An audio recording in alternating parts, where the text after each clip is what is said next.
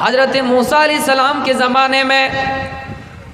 جب قحط پڑ گیا، بارش نہیں ہو رہی ہے، موسیٰ علیہ السلام کی قوم موسیٰ علیہ السلام کے پاس گئے اور کہا اے نبی، آئے ہمارے رسول، آپ دعا کر دیجئے اللہ سے تاکہ بارش ہو جائے۔ دھان کی کھیتی ہے، مکئی کی کھیتی ہے، بالکل سوکھ چکا ہے، جوٹ کی کھیتی ہے، بالکل سوکھ چکی ہے۔ اے اللہ کے نبی، اے اللہ کے رسول، آپ دعا کر دیجئے تاکہ اللہ بارش برسا دے، اوپر سے آسمانی بارش نازل ہو جائے اور یہ اناج ہو جائے، یہ غلہ ہو جائے۔ موسیٰ علیہ السلام اپنی قوم کو لے کر چٹیال میدان میں جاتے ہیں اور دعا کرنا شروع کر دیتے ہیں۔ اوپر سے آواز آتی ہے، اے موسیٰ، تم اپنی قوم سے کہو، تم اپنی قوم کو آواز دو کہ انہی قوم میں ایک شخص گنہگار ہے جنہوں نے کبھی اللہ کو سجدہ نہیں کیا ہے، جنہوں نے کبھی نیکیوں کی کام انجام نہیں دیے ہیں۔ اللہ سے کہا موسیٰ نے کہ اے اللہ، میں اتنی آدمیوں میں کیسے پہچانوں کہ کون گنہگار ہے؟ اللہ نے کہا موسیٰ آواز دو، پہنچانے کا کام میرا ہے، پہنچانے کا کام میرا ہے۔ لاکھوں آدمی ہے، کروڑوں آدمی ہے، موسیٰ علیہ السلام نے آواز دی، کیا ہے میری قوم کے لوگوں، ان میں سے کون گنہگار ہے؟ اس میدان سے نکل جاؤ، تمہاری وجہ سے بارش رکی ہوئی ہے، تم یہاں سے نکل جاؤ گے تو بارش شروع ہو جائے گی، تم یہاں سے چلے جاؤ، بارش شروع ہو جائے گی۔ وہ آدمی ادھر ادھر جھانکتا ہے، دیکھتا ہے اور کہنے لگتا ہے، اے اللہ، اگر میں اس سے نہیں نکلتا ہوں، اس بیچ سے نہیں نکلتا ہوں تو بارش نہیں ہوگی،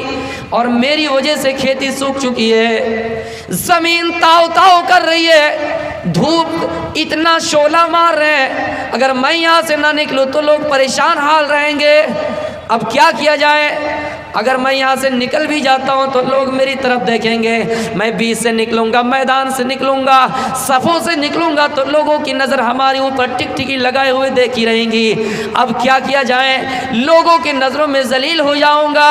لوگوں کی نظروں میں ہماری عزت چلی جائے گی، اب کیا کیا جائے؟ اب کیا کیا جائے؟ اگر نکلتا ہوں تو لوگ ہماری طرف دیکھیں گے، نہیں نکلتا ہوں تو بارش نہیں ہوگی۔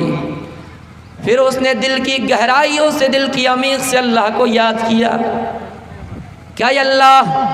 آج تک تو نے ہمارے عیب پر پردہ ڈال رکھا ہے، آج تک تو نے ہماری برائی کو چھپا رکھا ہے، اے اللہ میں جانے انجانے میں جتنا بھی گناہ کیا، اے اللہ تو نے میرے عیب پر پردہ ڈال رکھا ہے، تو نے میرے ستر پوشی کی ہے، تو نے میری برائی کو چھپا رکھا ہے، اے اللہ آج دل کی گہرائی سے توبہ کرتا ہوں، تیرے دربار میں جھکتا ہوں، رفع یدیہ الی السماء، دونوں ہاتھوں کو آسمان کی طرف لہراتا ہوں، اے اللہ تو ہمارے ان گناہوں کو معاف کر دے، تو ہماری ان خطاؤں کو معاف کر دے، تو ہی تو معاف کرنے والا ہے، تو ہی تو غفور الرحیم ہے، تو ہی تو وسر دیا مانا، بڑے رحم کرنے والے ہیں، بڑا کرپالو ہے، بڑا اتیانت دیا بان ہے، تو اگر رحم نہیں کرے گا تو کس کے دربار میں جاؤں، کس کے آگے اپنا ہاتھ پھیلاؤں؟ دل کی گہرائیوں سے جب اللہ کو یاد کیا تو اللہ نے اس کی دعا قبول کی، اور جیسے دعا قبول ہوئی آسمان سے بارش شروع ہو گئی، لوگ پریشان ہو گئے۔ موسیٰ علیہ السلام نے فوراً اللہ سے شکایت کی،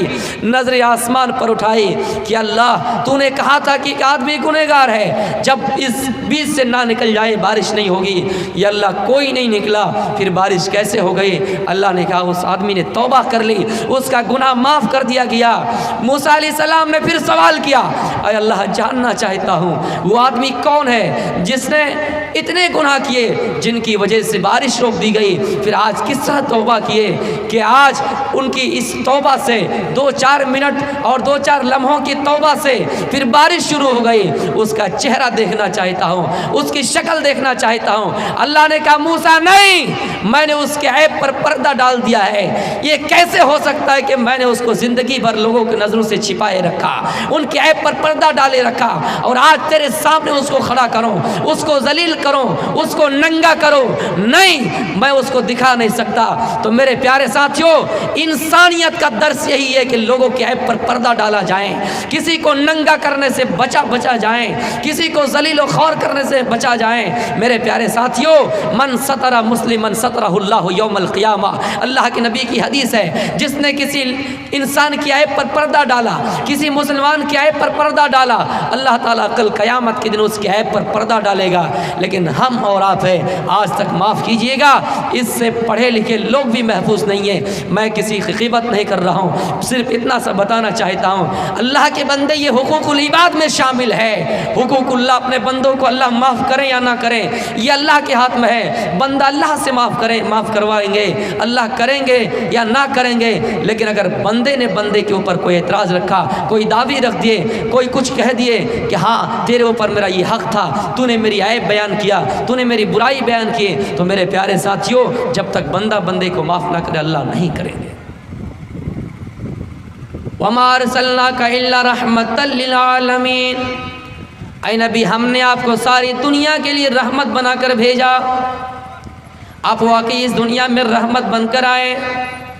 اور آپ نے لوگوں کو تعلیم دی کہ لوگوں ایک دوسرے میں آپس میں صلح کرا دیا کرو، بھائی بھائی کی دشمنی ہے، تم اگر کوئی ایسا کلا جانتے ہو، کوئی ایسی ٹیکنک جانتے ہو، تمہارے اندر کوئی ایسا ہنر ہے، تمہارے اندر کوئی ایسی چیز ہے کہ تم ان دونوں کو ملا سکتے ہو،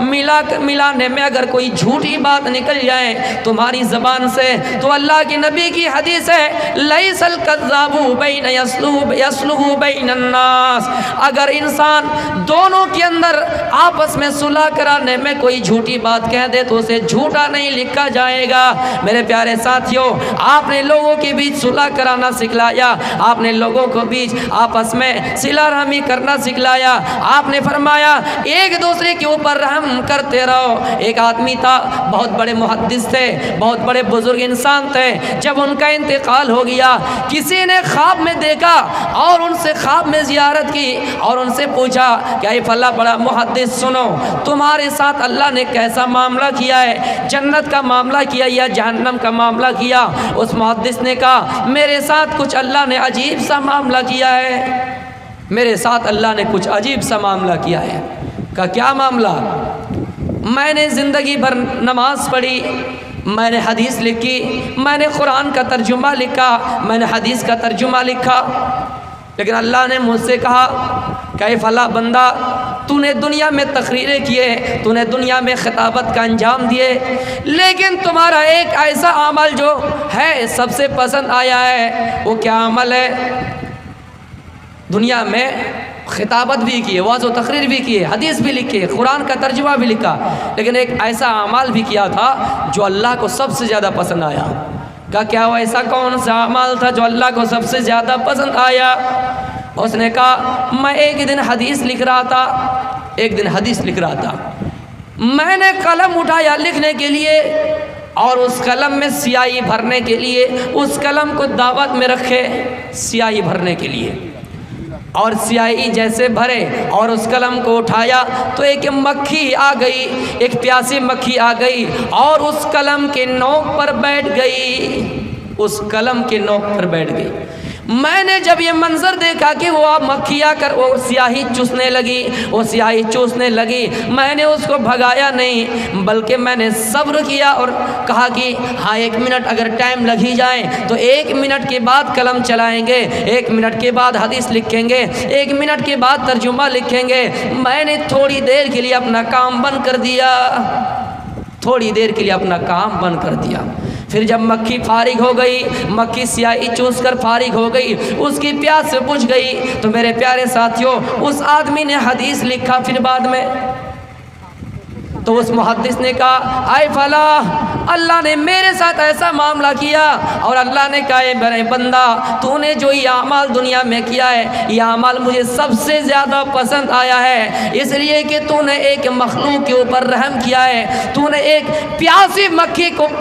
ان کی پیاس سے بجھایا ہے، ان کو پانی پلایا ہے، ان کو پانی سے سیراب کیا ہے۔ تو میرے پیارے ساتھیوں پتہ چلا جان کی قدر کتنی ہے، پتہ چلا رحم کرنا کتنا بڑا کام ہے، ان کی فضیلت کتنی ہے۔ حدیث لکھا وہ اعمال سب سے زیادہ پسند نہیں آیا، قرآن کا ترجمہ لکھا، لوگوں کی مدد کی خطابت کا انجام دیے، درس و تدریس کا انجام دیے، لیکن جب اس پیاسی مکھی کو سیاہی پلایا تو میرے پیارے ساتھیوں وہ اعمال سب سے زیادہ ان کو پسند آیا۔